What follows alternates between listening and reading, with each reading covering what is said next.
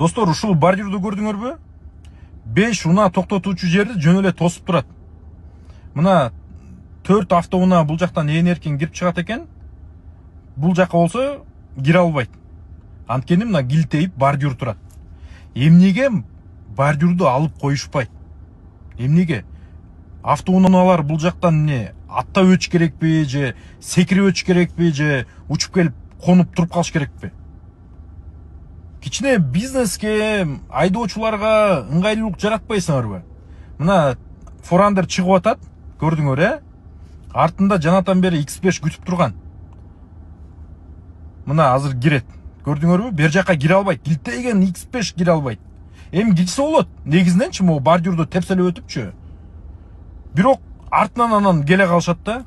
Эрежени бузуп атасыңар, бордюрду сындырып атасыңар депчи. Айдоочулар айласыздан эрежени бузуп атат, достор. Жолдун боюна токтотот.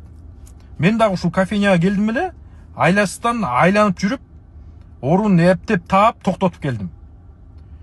Ушул бордюр алынышы керек. Мэрияны белгилегиле, мамлекеттик тийиштүү мекемелерди белгилегиле. Юнусалиев көчөсү бою ушундай да.